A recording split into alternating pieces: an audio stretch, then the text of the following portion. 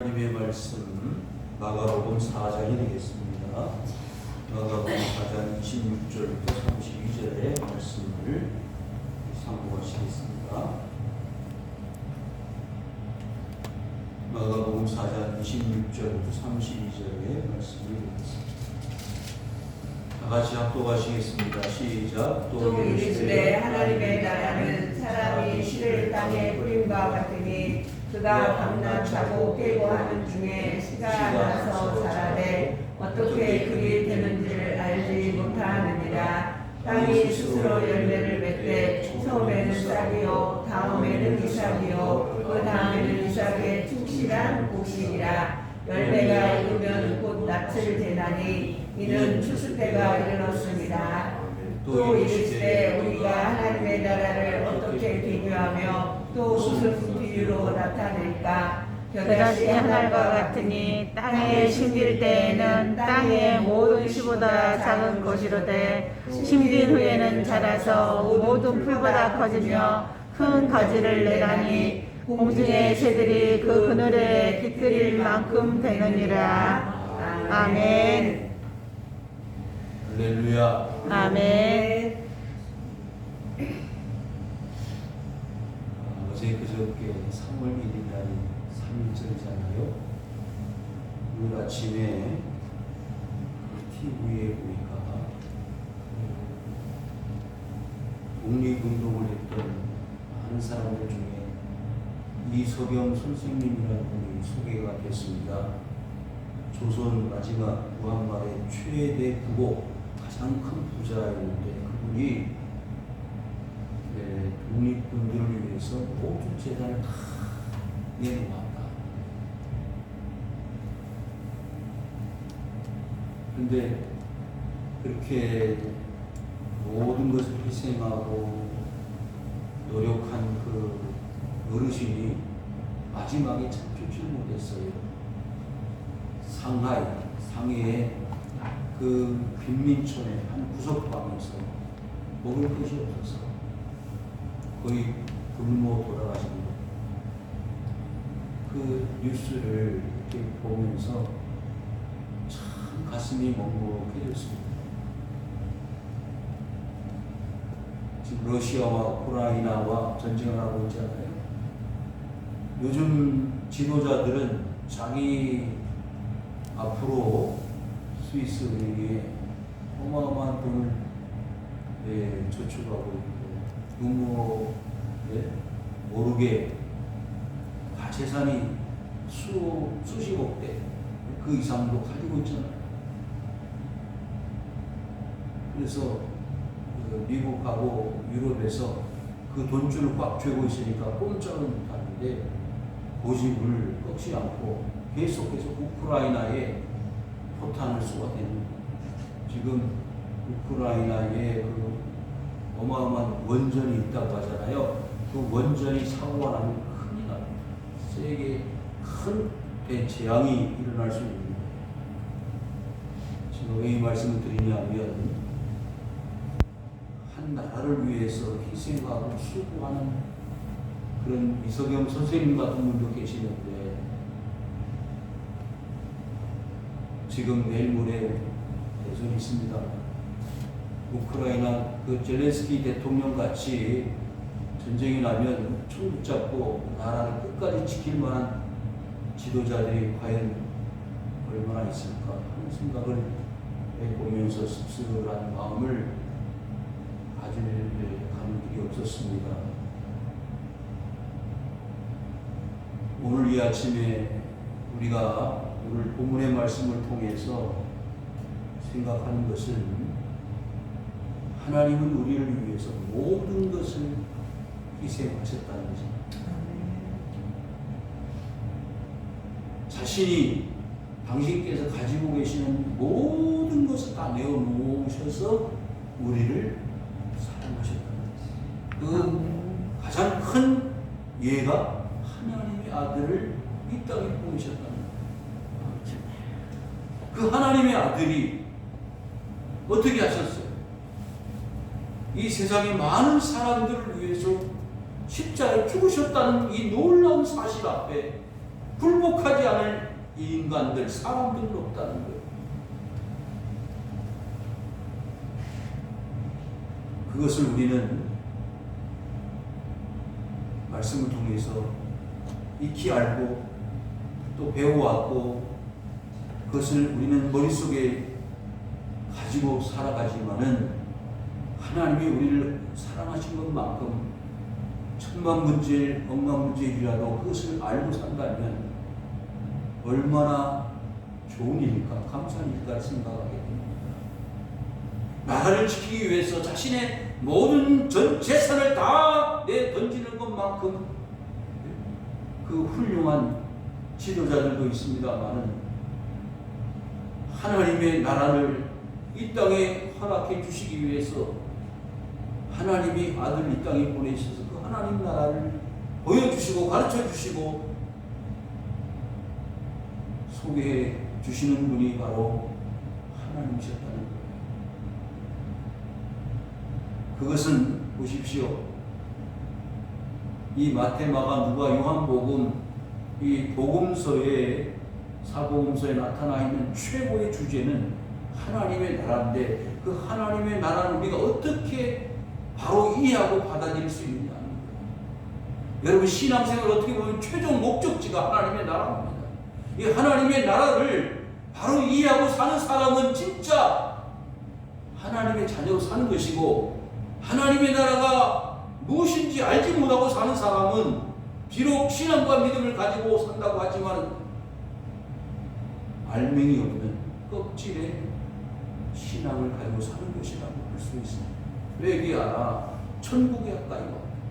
예수님께서 이 땅에 오셔서 제일 먼저 세상 사람들에게 말씀하셨던 바가 무엇이냐? 그것은 하나님의 나라, 천국이라는 거예요.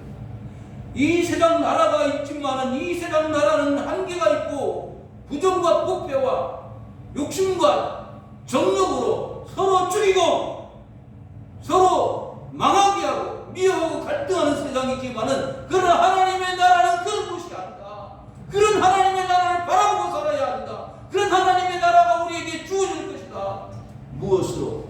믿음으로 주어집니다. 아멘. 그래서 그것을 예수님은 그의 생애를 통해서 다 쏟아부어 주셔서 하나님의 나라를 보여주신 것입니다. 병든 자를 고치신 것이나 말씀을 가르치신 것이나 하나님의 나라를 선포하신 것이나 그 모든 것들이 다 하나의 목표가 있고 결론이 나아질 수 있는데 그것은 뭐냐? 하나님의 나라.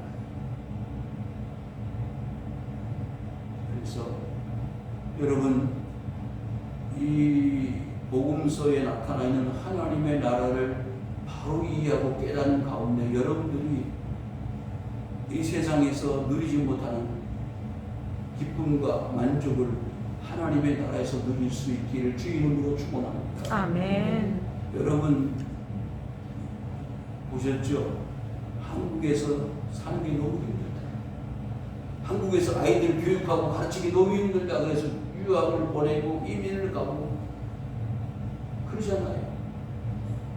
그런데 대한민국이 얼마나 살기가 좋은 나라인데요.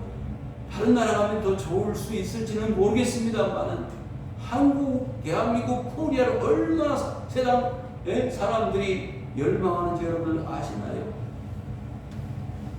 여러분 버스 타려고 버스 정류장에 서면 뭐가 나오죠? 3분 후에 도착합니다. 10분 후에 도착합니다. 여름에는 에어컨 바람이 나오고요. 겨울엔 따뜻한 엉덩이를 데펴주는 스팀이 의자에 있고요. 이걸 보고 미국에서 온 사람도 유럽에서 온 사람도 놀래 자빠진다. 어떻게 이렇게 만들 수 있느냐? 이해가 안 된다는 거예요. 이야, 대한민국은 일찍이 선진국이에요, 여러분. 선진국의 상상도 못하는 일을 지금 대한민국에서 하고 있다는 거예요. 그런데 어디로 이민을 가요? 어디 가서 배우고 싶든 물론 입시 제도가 문제가 있는 건 사실이지만은 여러분 그런데 대한민국보다 더 좋은 나라가 있어요. 어디예요? 하늘나라예요. 아멘. 거기는 의료보험도 필요가 없어요. 네? 입시 제도 때문에 불만이어서 유학 갈 필요도 없고 이민 갈 필요도 없는 그런 나라가 하나님의 나라입니다. 아멘. 자, 오늘 본문으로 들어갑시다. 이르시되 하나님의 나라는 사람이 씨를 땅에 뿌린 것 같다 그랬습니다. 여러분 요한복음 15장을 한번 펴보실까요? 요한복음 15장에 보시면은 요한복음 15장 1절에 나는 참 포도나무요 내 아버지는 뭐라고 그랬죠? 농부라 했어요. 여러분 지금 그 동해안에 뭐가 일어났어요? 큰 화재가 일어났습니다. 아직도 충분히 작동되지 않아서 경부 울진을 시작해서 지금 남쪽으로 올라가는 하더니 다시 남쪽으로 내려간다는 거예요. 지금 큰일 났습니다. 이게 너무 가물고 바짝 말라가지고 거기다가 엄청난 태풍급의 바람이 불어가지고 걷잡을 수 없이 지금 산불이 여기저기서 많이 일어나는데 한 사람 개인의 그 욕심 때문에 불을 냈다는 이야기도 들었잖아요. 어머니가 돌아가시고 이게 보통 문제가 아닙니다. 그런데 그렇게 1년 동안 농사 1년, 2년 뭐 여러분 산에다가 모든 걸 투자하고 있는 분들 있잖아요. 산양삼도 심고 뭐 과수나무도 심고 해서 장래를 좀 보고 그리고 투자를 했는데 이게 한순간에 다 검은 숫덩이가 되는 거잖아요. 이 가을에는 뭐 송이를 따는 분들이 금송이가 된다 그런다고. 여러분 이렇게 세상 나라는 완전하지가 못합니다. 3년 전에 그 화재 사고가 일어났는데 또 일어나요. 저도 강원도 사람인데요. 참 그렇습니다. 가슴이 아파. 우리 안사람이 강원도는 못 살 동네라고 그러는데 강원도가 얼마나 좋은 나라인데 남자 먹고 살고요. 사람들이 손질에 빠져가지고 그런 동네가 어디 있습니까? 그래도 다 희생을 한 몸에 다 받아가지고 여름마다 봄마다 사고가 나고 그걸 다 다른 도에서 받는다고 생각을 해요. 자, 그런데 이 하나님이 농부신데 뭘 뿌린다고요? 씨를 뿌린다고 했어요. 자, 누가복음 8장 한번 펴보실까요? 누가복음 8장을 보시면 오늘 말씀과 같은 내용의 말씀들이 기록되어 있습니다. 누가복음 8장을 보시기 바랍니다. 누가복음 8장 11절 보니까 시작. 이 비유는 이러하니라. 시는 하나님의 말씀이요. 자, 그러면 여기에 오늘 본문에 나타나 있는 사람이 씨를 땅에 뿌린 것 같아. 그런데 뭘 뿌리는 거예요? 하나님의 말씀을 뿌리는 거예요. 말씀을 뿌리는데 죽을 거예요? 살 거예요? 살 겁니다. 여러분 오늘 찬송했잖아요. 우리의 생명줄 던지라. 근데 그 생명줄이 던져져야 사는 거 아닙니까? 아멘. 여러분 이 세상에 하나님의 아들을 보내서 뭘 뿌린다고요? 씨를 뿌린다. 생명의 씨를 뿌리는 거예요. 그 생명의 씨를 받은 사람은 영원히 사는 것이고 그렇지 않으면 어떻게 된다? 죽는다는 거예요. 여러분 예수님 알고 믿습니까? 모르고 믿습니까? 하나님의 씨는 우리의 마음에 들어와서 믿음의 씨앗을 틔워가지고 자 보십시오. 28절 처음에는 뭐가 나온다고요? 싹이요. 다음에는 이삭이요. 그 다음에는 이삭의 충실한 목숨이라고 했어요. 여러분 요한복음 15장 다시 보시면 여러분 가지가 나무에 어떻게 있어야 되죠? 붙어 있어야 돼요. 붙어 있으면 뭐가 되죠? 열매를 맺습니다. 가지가 힘이 있어요? 없어요? 없습니다. 어디에 달려 있어요? 나무에 달려 있어요. 나무는 누구예요? 예수 그리스도라고 했잖아요. 아버지는 뭐라고요? 농부라고 했어요. 그러면 가지는 아무 권한도 힘도 재주도 없습니다. 무슨 열매를 맺어요. 그러니까 열매를 맺는 것은 나무에게 달려있고 나무는 누구에 달려있다? 하나님께 농부에게 달려있는 거예요. 여러분 우리의 신앙의 최고의 주권자는 하나님, 농부 되신 하나님이 올시다. 여러분 1년 동안 2년 동안 농사를 잘 지으려고 계획을 했어도 뭐가 날씨가 안 좋고 이렇게 화재가 나고 변고가 있으면 열매를 맺을 수가 없잖아요. 여러분, 이 세상의 모든 농사는 하나님의 손에 달려있는 줄 믿습니다. 아멘. 보십시오. 27절, 그가 밤낮 자고 깨고 하는 중에 어떻게 된다고 했죠? 씨가 나서 자란다. 여러분,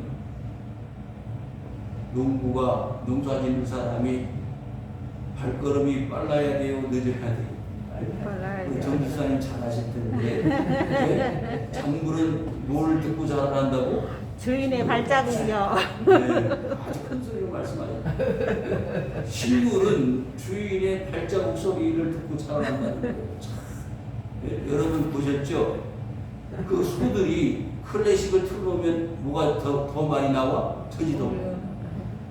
네, 클래식을 틀어놓으면 포도 열매가 더 잘 맺어진다는 거예요. 식물도 다 생각이 있는 것 같아. 네? 생각이 있어. 생각은 아니지만 그 다 반응을 한다는 거예요. 여러분, 하물며 세상 만물의 영장의 인간들이 사는 것이 먹고 마시는 것으로 끝나겠어요? 천만의 말씀입니다.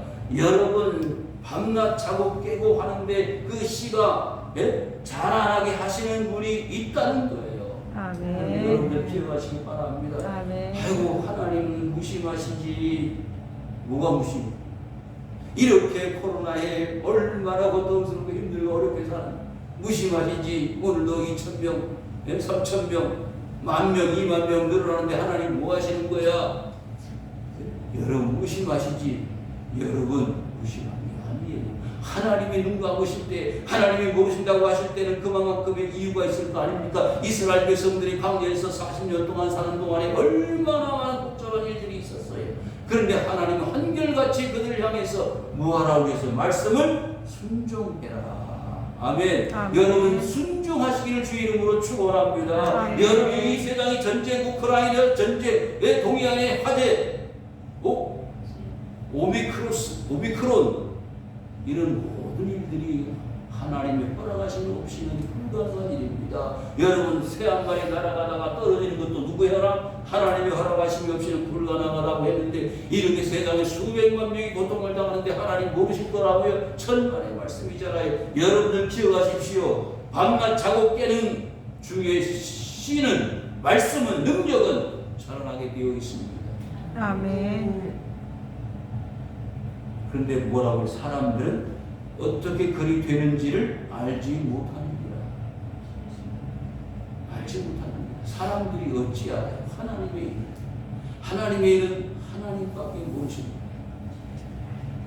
제자들이 주님 앞에 왔습니다. 오른편 자리에 어머니가 자기 두 아들 데리고 와서 오른편 자리에, 왼편 자리에 앉혀달라고 했잖아요. 그때 주님 뭐라고 하셨어요? 오른편 자리, 왼편 자리는 내가 하는 게 아니야. 누구의? 하늘에 계신 분이 결정할 것이라고 했잖아요. 돌 하나가 접히지 않고 다 무너지게 될 것이다. 예루살렘 성전에 그 무너지는 패망이 언제 이루어질 것이냐? AD 70년에 로마의 티투스 장군에 의해서 그 예루살렘 성이 함락되어졌습니다. 세상의 마지막이 언제 올 것이겠습니까? 그것은 저 위에 계신 하나님 아버지 외에는 알 자가 없다고 그러지 않았습니까? 여러분, 사람은 모릅니다. 그런데 사람들이 마치 이 세상의 모든 것을 아는 것처럼 말한다는 말이지요. 여러분, 요한복음 3장, 4장 그 중요한 말씀들이 많이 나오는 니고데모가 밤중에 예수님 찾아왔습니다. 예수님, 어떻게 하면 영원한 생명을 얻을 수가 있겠습니까? 하나님 나라를 볼 수가 있겠습니까? 그때 예수님이 뭐라고 했어요? 물과 성령으로 나야 한다. 내 나이가 몇 살인데 다시 태어난다는 거 아닙니까? 어머니 뱃속에 들어갔다 나와야 됩니까? 아니다. 거듭나야 한다는 말은 그런 인생의 인간의 출생을 의미하는 것이 아니라 죄와 사망의 법에서 생명과 성령의 법으로 다시 태어나는 영원한 생명의 출생을 의미한다고 그러지 않았어요? 아멘. 보세요. 바람이 어디서 불어와서 어디로 가는지 아느냐? 모릅니다. 땅에 있는 것을 말해도 알지 못하는 너가 하늘에 있는 신비한 이야기 스토리를 말하면 내가 알겠느냐? 모른다는 것입니다. 여러분들에게 이와 같이 복음의 메시지가 증거되어질 때 깨닫고 알 수 있다는 것은 하나님의 축복인 줄 믿습니다. 아멘. 말씀 찾지는 않겠습니다만 왜 이 여러 가지 비유로 예수님이 제자들에게 말씀하시는지 여러분 아시죠? 귀가 열려져 있는 사람들에게는 이 비유가 다 깨달아 알 수가 있습니다. 그러나 귀가 닫혀져 있는 불신자들에게는 이 비유가 절대로 이해될 수가 없습니다. 그러기에 비밀을 깨달을 수 있는 사람에게만 축복입니다. 아멘. 그리 되는지를 알지 못하느니라. 알 수가 없어요. 여러분 지금 이 세상에 돌아가는 이 역사 속에 하나님의 뜻이 있다는 거예요. 그 하나님의 뜻을 알 수 있는 사람은 알지만 모르는 사람은 전혀 몰라요. 왜 우크라이나 전쟁이 일어나는지, 왜 이 오미크론, 이 코로나의 사태가 장기화되는지 모릅니다. 아무도 몰라요. 그런데 하나님의 역사를 아는 사람은 진정을 알 수 있는, 내다볼 수가 있습니다. 언젠가는 하나님의 이 심판과 저주와 같은 이 세상의 어두움의 세력이 언젠가는 다 무너지게 될 것이고 하나님의 역사가 나타날 때가 올 것이다. 왜? 성경에서 그와 같은 이 스토리들이, 이야기들이, 내용들이 많이 가르쳐졌고 보여졌고 그것을 많은 사람들이 알아왔기 때문입니다. 노아의 홍수가 왜 왔어요? 소돔과 고모라 사건이 왜 있었어요? 바벨탑 사건이 왜 있었어요? 그것이 우리와 무슨 상관이 2000년, 2000년, 수천 년 전에 있었던 일이 우리와 무슨 상관이 있냐고 물으신다면 천만의 말씀이라고요. 왜? 그 사건이나 지금 있는 코로나 사건이나 동일할 것입니다. 하나님의 역사는 과거나 현재나 미래나 변함없기 때문입니다. 땅이 스스로 열매를 맺을 때 처음에는 싹이요, 다음에는 이삭이요, 그 다음에는 이삭의 충실한 곡식이라. 여러분, 그래서 하나님은 이미 씨를 뿌릴 때 누굴 통해서? 그리스도 예수를 통해서 씨를 뿌릴 때 어떤 약속을 하셨느냐? 충실한 곡식이 되어질 것을 약속하셨어요. 아멘. 아멘. 그냥 사람은 씨를 뿌려놓고 아유 홍수나면 어떻게, 태풍 불어오면 어떻게, 과실 떨어지면 어떻게 걱정하지만 하나님의 씨는 절대 그럴 일이 없어요. 반드시 하나님의 역사는, 구원의 역사는 성취되어질 것을 기대하고 하나님의 씨앗이, 구원의 씨앗이 뿌려지는 것입니다. 로마서 10장을 펴보실까요? 로마서 10장을 보시기 바랍니다. 로마서 10장을 보시면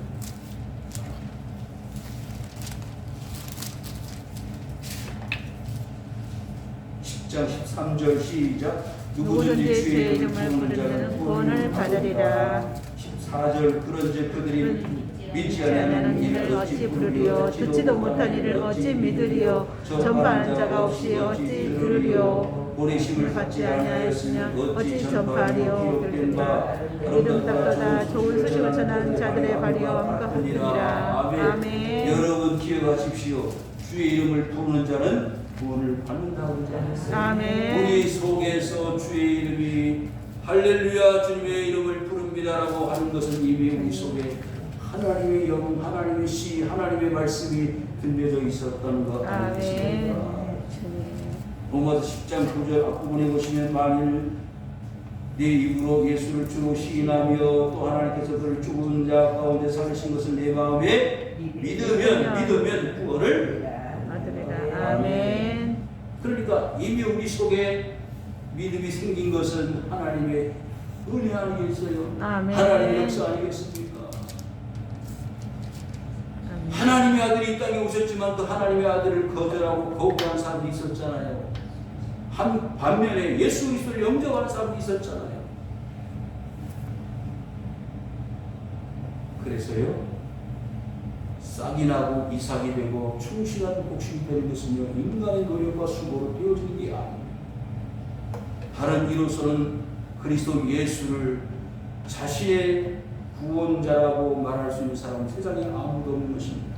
열매가 익으면서 곧 낫을 대나리 이는 추수 때가 이르렀습니다. 여러분, 농부가 제일 기다리는 시간이 언제예요? 추수 때. 그 추수가 어떤 추수예요? 잘 자라나고 과실들이 많이 충실하게 맺혀졌을 때 그 추수를 기다리는 거잖아요. 그렇습니다. 하나님의 나라의 추수는요, 완벽한 충실한 복식으로 추수가 되어집니다. 그래서요, 아브라함의 하나님, 이삭의 하나님, 야곱의 하나님. 자, 아브라함이 갈대아우르를 하나님이 떠나실 때 뭐라 그랬죠? 내가 복의 근원이 되게 주겠다. 그러셨잖아요. 열국의 아버지가 되게 할, 열국의 어머니가 되게 할 것이다. 아브라함과 사라를 향해서 하나님 축복하셨어요. 그게 이루어졌습니까? 안 이루어졌습니까? 이루어졌습니다. 이삭을 낳았고, 이삭은 야곱과 에서를 낳았고, 야곱은 12아들을 낳았고, 12아들은 이스라엘 백성을 만들지 않았습니다. 여러분, 하나님의 씨앗은 반드시 열매를 맺는데 어떻게 해요? 충실하게 맺어지게 되는 것입니다. 그래서 하나님이 원하시는 진정한 의미의 추수는 마지막 시대에 이루어지게 될 것입니다. 데살로니가전서 5장 보시면 예수님께서 뭘 타고 오신다고요?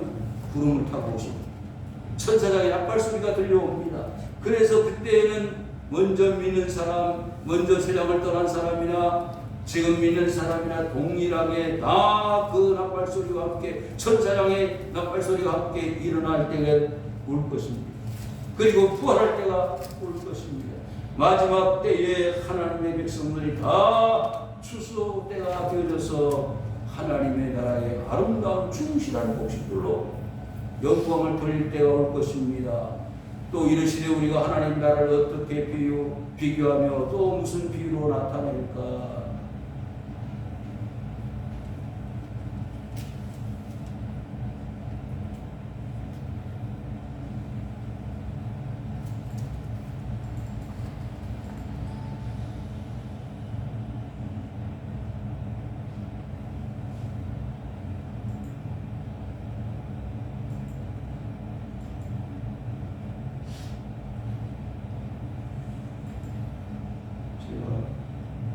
교자 나무를 영상을 찾아놨는데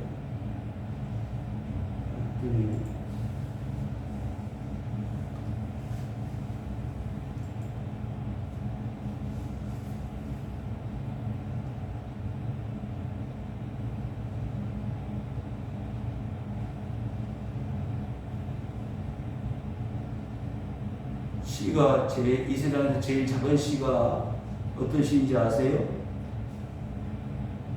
대답 좀 해봐요. 담배시도 있고요, 겨자시가 있어요. 그런데 한번 보여드리겠습니다. 그 전에 이 겨자씨를 성지순례를 하면은 그 책갈피 모양에다가 하나씩 이렇게 코팅을 해가지고 나눠줬습니다. 성지순례 갔다 오는데, 그런데 그게 겨자씨가 아니고 담배씨라고 했어요. 담배씨도 아주 눈에 보이는 말하는 저것인데 이것이 자라나면 어떻게 된다고요? 큰 나무가 된다. 큰 나무가 되는데 새들이 와서 깃들 정도로 되어진다.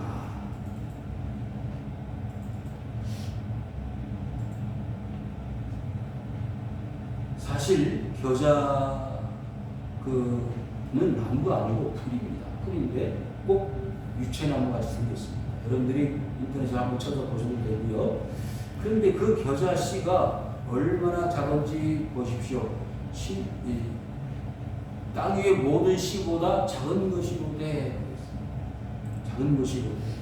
그러니까 이 31절에서 말씀하고자 하는 바는 이 세상에서 가장 작은 것이 어떻게 변화하는지를 보자라는 것입니다. 자, 눈에도 잘 보이지 않을 정도로 적은 이 겨자씨가 32절 심긴 후에는 자라서 모든 풀보다 커지며 큰 가지를 낸다 그랬습니다. 여러분, 그러니까 겨자씨는 가장 작은 것인데 그것이 놀랍게 크게 자란다는 거예요. 사실 이 유채꽃과 비슷한 이 노란색을 띤 이 겨자 그 풀이 사실 풀이에요. 풀인데 자라나면서 이것이 이제 마르고 하다 보면 그 키가 한 2m 정도, 3m 정도 되는 겨자 풀이 있다는 거예요. 그래서 그 딱딱해지면 거기에 새들이 와서 둥지를 틀 수 있다는 거죠. 그러니까 저 겨자씨기 그 조그만 한 알의 씨가 어떻게 저렇게 크게 자랄 수 있냐. 결국 이 겨자씨 비유는 세상에서 가장 작은 것이 가장 큰 것을 이룬다고 하는 상징적인 표현입니다. 다 그렇다면 하나님의 나라는 우리가 가지고 있는 것이 적은 아주 겨자씨만한 눈이 보이지도 않는 그런 씨가 자라서 어떻게 된다? 크게 되어진다. 확장성을 의미합니다. 여러분, 요즘 기독교인들이 자신들의 위치가 너무 미약하다고 생각하는 이거 너무 무서워. 그런데 절대로 주눅들지 마십시오. 여러분들 절대로 하나님의 사람들이 가지고 있는 이 품위, 자격, 프라이오리티가 절대로 모자라지 않습니다. 왜? 모든 사람들이 기독교인들을 폄하하고 손가락질하고 무시한다 손치더라도 여러분 로마의 박해를 받던 기독교인들이 다 죽는 것 같고 다 사라진 것 같고 박해 속에 교회들이 다 무너지는 것 같았지만 절대로 그렇지 않았습니다.